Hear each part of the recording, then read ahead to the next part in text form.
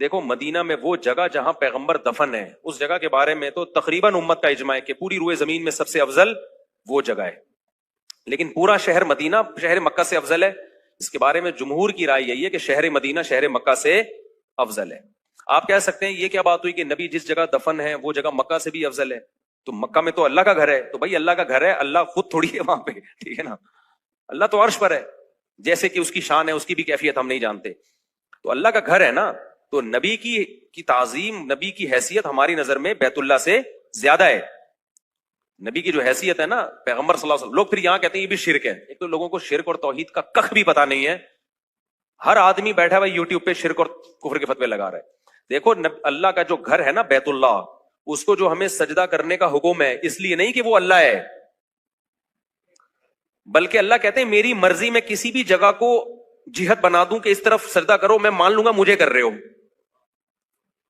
تبھی پہلے بیت المقدس کی طرف اللہ نے حکم دیا تھا وہاں سجدہ کرو، پھر اللہ نے کہا آپ یہاں کرو، تو مشرکین نے کہا یہ کیا، پہلے وہاں اللہ نے کہا بھائی میری مرضی سے جہاں مرضی کروں، سمجھ میں آ رہی ہے بات، میری مرضی جہاں میں حکم دوں۔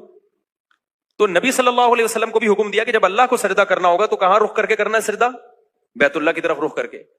باقی بیت اللہ کی فضیلت اس لیے کہ وہ اللہ کا گھر ہے، تو پیغمبر کی فضیلت اس لیے کہ وہ اللہ کے نبی ہیں، تو گھر کی فضیلت نبی کی فضیلت سے زیادہ نہیں ہوتی ہے۔ تو خدا نہ خواستہ بیت اللہ کی فضیلت کو کم کرنا مقصد نہیں ہے، لیکن بتانا یہ ہے کہ یہ جو لوگ کہتے ہیں نا کہ نبی کو اگر بیت اللہ پہ فضیلت دے دی تو شرک ہو جائے گا، شرک جب ہوگا جب نبی کو اللہ پہ فضیلت دینا شروع کر دو آپ، پھر یہ کفر ہو جائے گا۔ تو نبی کو اللہ پہ کوئی فضیلت نہیں دے رہا۔ تو جمہور کا عقیدہ یہی ہے کہ نبی صلی اللہ علیہ وسلم جس جگہ دفن ہے وہ جگہ بیت اللہ سے افضل ہے۔ اب یہاں ایک سوال پیدا ہوتا ہے، جب وہ بیت اللہ سے افضل ہے تو پھر طواف اس کا کیوں نہیں کر رہے؟ بھائی طواف وہاں کیا جائے گا جہاں اللہ اجازت دے گا، نبی کا طواف اس لیے نہیں کہ تو شرک کا ذریعہ ہے نا، کیونکہ لوگ پھر یہ سمجھیں گے نبی ہمیں دیتے ہیں، تو نبی تھوڑی دیتے ہیں، جبکہ بیت اللہ کی چار دیواری کے بارے میں کوئی عقیدہ نہیں رکھتا ہے یہ دیوانیں ہمیں دیتی ہیں۔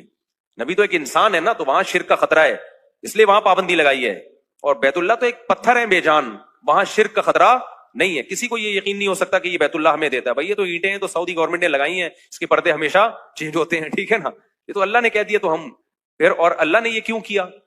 اللہ نے اس لیے کیا کہ ہر محبت کرنے والے کو محبوب سے ملنے کا شوق ہوتا ہے، محبوب کے چوکھٹ پہ جا کے بھیک مانگنا اس پہ فخر کرتا ہے وہ۔ تو اب عرش پہ تو ہم جا نہیں سکتے، تو اللہ نے کہا کہ میرے گھر پہ جس نے آنا ہے تو وہ لوکیشن کیا ہے، گوگل پہ لکھو گے اللہ میاں کا گھر کہاں ہے، گوگل بتائے گا یہ اللہ میاں کا گھر۔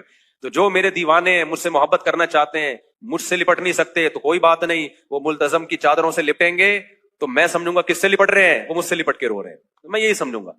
تو اس لیے اللہ نے بیت اللہ کو بنایا تاکہ ہم اللہ نبی سے محبت کا اظہار تو مسجد نبی میں جا کے کریں گے نا، اللہ سے محبت کا اظہار کہاں جا کے کریں بھائی ہم؟ تو اللہ سے محبت کے اظہار کے لیے اللہ نے اپنا گھر بنا دیا۔